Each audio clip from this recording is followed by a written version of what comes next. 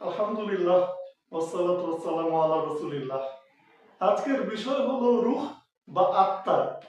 আরবিতে রূহ, বাংলায় আত্মা এবং ইংলিশে সোল বলি আমরা। তো রূহের ব্যাপারে ইসলামের অবস্থান খুব ক্লিয়ার। রূহের কথা কোরআনে এসছে। কোরআনের সূরা ইসরার ৮৫ নম্বর আয়াতে বলা হয়েছে, তারা আপনাকে রূহ সম্পর্কে জিজ্ঞাসা করে, বলে দিন রূহ হলো আমার রবের আদেশের একটি বিষয়। এবং আল্লাহ তাআলা সেই আয়াতে এটাও বলে দিচ্ছেন যে মানুষকে তিনি খুব সামান্যই জ্ঞান দান করেছেন। এটি সূরা ইসরার ৮৫ নম্বর আয়াতের বঙ্গানুবাদে আপনারা পাবেন। তো আল্লাহ তাআলা মানুষকে রূহ সম্পর্কে খুব সামান্যই জ্ঞান দিয়েছেন। এটি আল্লাহ তাআলার আদেশের যে জগৎ, সেটির বিষয়, আল্লাহর আদেশ। তো এখন আসুন আমরা দেখি যে রূহ সম্পর্কে বিজ্ঞানীরা কি বলেন। বিজ্ঞানীরা রূহ সম্পর্কে কখনোই সরাসরি বলবেন না যে রূহের অস্তিত্ব আছে। এটির কারণ হলো বিজ্ঞান সংজ্ঞাগতভাবে শুধুমাত্র প্রাকৃতিক বিষয় নিয়ে গবেষণা করতে পারে, আমাদেরকে তথ্য দিতে পারে।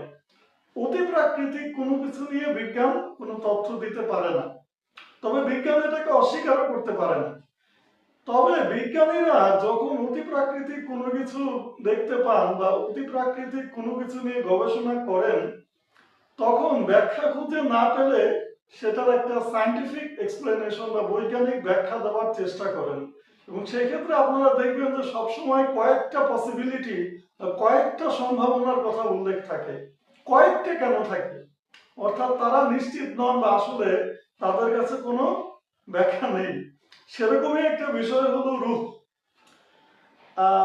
বিভিন্ন গবেষণায় এটি দেখা গিয়েছে যে একজন মানুষ যদি আয়নার সামনে অনেকক্ষণ দাঁড়িয়ে থেকে নিজের দিকে তাকিয়ে থাকে, অর্থাৎ আয়নায় তার নিজের যে প্রতিবিম্ব দেখা যাচ্ছে সেটার দিকে যদি তাকিয়ে থাকে, নিজের চোখের দিকে দীর্ঘক্ষণ তাকিয়ে থাকে, তাহলে এক পর্যায়ে তার মনে হবে যে আয়নায় থাকা ব্যক্তিটি তার দিকে তাকিয়ে আছে এবং সেটি অন্য একটি ব্যক্তি।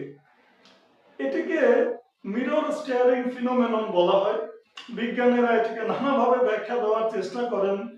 তারা এটিকে অপটিক ইলিউশন বলেন, তারা বলেন যে brain missing information fill up করার জন্য এরকম একটি ধারণা দেয়, ব্রেইন ভিন্নভাবে চিন্তা করে, শ্যাডো কিংবা লাইটের সামান্য ভেরিয়েশন হলেই মানুষ ফিল করে যে অন্য একজন আছে। এইভাবে বিভিন্ন ধরনের ব্যাখ্যা দাঁড় করানোর চেষ্টা করা হয়েছে। কিন্তু ফিলোসফাররা এবং রিলিজিয়াস স্কলাররা এ ব্যাপারে একটি কথা বলেন যে এটি একটি ইনডাইরেক্ট প্রুফ বা হিন্ট যে আসলে আপনার রূহ যে শরীর দিয়ে এই বস্তু জগতের সাথে আদান প্রদান করে সেই শরীরের দিকে তাকিয়ে থাকে। অর্থাৎ মানুষের বডি হচ্ছে রূহের একটি টুল বা একটি মাধ্যম, যে মাধ্যমে মানুষের রূহ এই জগতের সাথে কন্ট্যাক্ট করে, এই জগতের সাথে যোগাযোগ স্থাপন করে, এই জগতে কি হচ্ছে সেটি দেখতে পায়। যেমন ধরুন আমরা জানালা দিয়ে বাইরের দিকে তাকাই, তো জানলা হচ্ছে বাইরের দিকে তাকানোর একটি মাধ্যম মাত্র। তো বাইরের জগৎটা আমরা জানলার মাধ্যমে দেখি যে ভেতরে আমাদের চোখে পড়ছে এবং আমরা সেটা দেখি। তা আমাদের রূহ কিন্তু দেখতে পায় এই চোখের মাধ্যমে। চোখটা একটি মিডিয়াম, ফিজিক্যাল মিডিয়াম।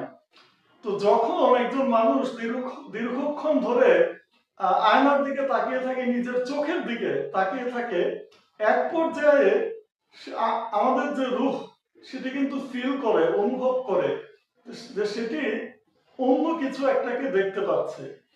সে এমন একটা জিনিসের দিকে তাকিয়ে আছে যেটি শুধুমাত্র একটি মাধ্যম, সেটি সে নিজে নয়।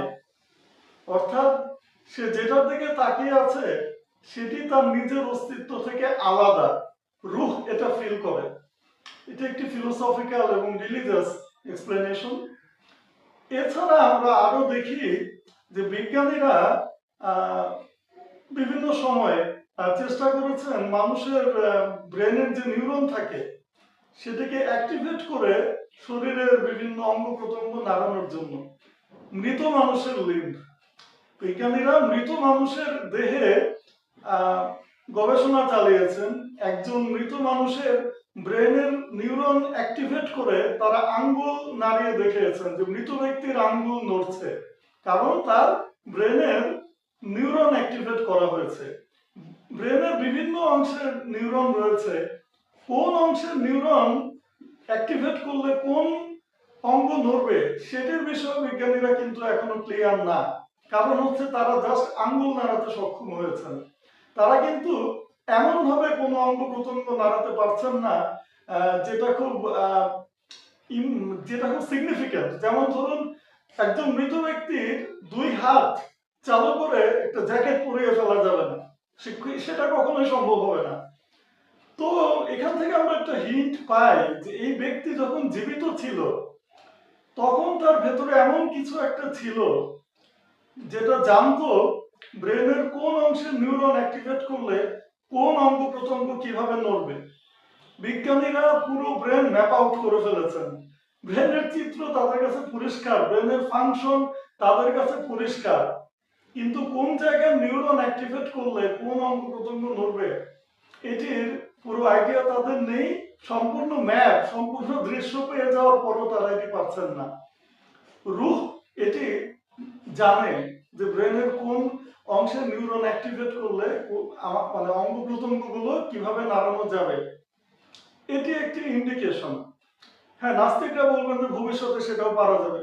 আপনারা ভবিষ্যৎ নিয়ে থাকুন, আমরা বর্তমানটাকে বাস্তবতার প্রেক্ষিতে চিন্তা করি। ভবিষ্যতে যখন আসবে তখন ভিন্ন উত্তর দেওয়া যাবে। এখনো সেটি আসেনি, এখনো বিজ্ঞানীরা সেই দাবি করছেন না যে তারা এটি পারবেন। নাস্তিকরা এসব বলে লাফালাফি করে, বাট বিজ্ঞানীরা জানেন যে কিছু রহস্য বা মিস্ট্রি রয়েছে যেগুলো সায়েন্সের পরিধির বাইরে। বিজ্ঞানীরা এটি জানেন। এছাড়া আমরা দেখি যে মাদার ইনটিউশন নামে একটি জিনিস রয়েছে যেটা নিয়ে সাইকোলজিস্টরা বা মনোবিজ্ঞানীরা অনেক গবেষণা করেছেন। সন্তানের কোথাও কোনো প্রবলেম হলে অনেক সময় মা অনেক দূরে থাকা সত্ত্বেও সেটা ফিল করতে পারে। তো মারা কেন এটা ফিল করতে পারে সেটা নিয়ে গবেষণা হয়েছে। এটাকে মাদার ইনটিউশন বলা হয় সাইকোলজিতে। এটার কোনো সদুত্তর মনোবিজ্ঞানীরা দিতে পারেননি। বিভিন্ন রকম ব্যাখ্যা, সম্ভাবনা তারা উপস্থাপন করেছেন। তো আমরা এখন দেখি ইসলাম কি বলে। ইমাম ইবনে হাজম তার তাওয়াক আল হামিমা নামক বইতে এটি উল্লেখ করেছেন যে রুহ আরেক রুহকে ফিল করতে পারে। রুহের জগতে যাদের ভালো সম্পর্ক ছিল তারা পৃথিবীতে দেখা হলে এক ধরনের অ্যাটাচমেন্ট, ভালোবাসা ফিল করতে পারে। তো রুহের সাথে রুহের একটা কানেকশন উনি উল্লেখ করেছেন। তো মা যে এটা ফিল করে এটা একটা রুহানি ব্যাপার হতেই পারে। এটি একটি অলৌকিক বিষয় এবং এটি বাস্তব। আমি নিজে যখন দার্জিলিং এ পড়াশোনা করতাম, আমার তখন 17 বছর বয়স, ইন্টারমিডিয়েট লেভেলে, আমি 35 দিনের মতো কলেজের হোস্টেলে ছিলাম। তো আমার বাবা আমাকে তখন বললেন যে তোমার কি খাওয়ার কষ্ট হয়েছিল? তোমার আম্মু এটা বলছে যে আমার ছেলের বোধহয় খাওয়ার কষ্ট হচ্ছে। অ্যাকচুয়ালি সে সময় আমার কিছু প্রবলেম হয়েছিল হোস্টেলের খাওয়া দাওয়া নিয়ে। তো এটি আমার বাস্তব জীবনে আমি দেখেছি। অনেকেই এই এক্সপিরিয়েন্স নিয়েছেন এবং বিজ্ঞানীরা এটি স্বীকার করেন। এছাড়া রুহের আরো অনেক ইন্ডিকেশন থাকতে পারে বা রয়েছে। আজকে ভিডিওটি দেখার জন্য ধন্যবাদ। আসসালামু আলাইকুম।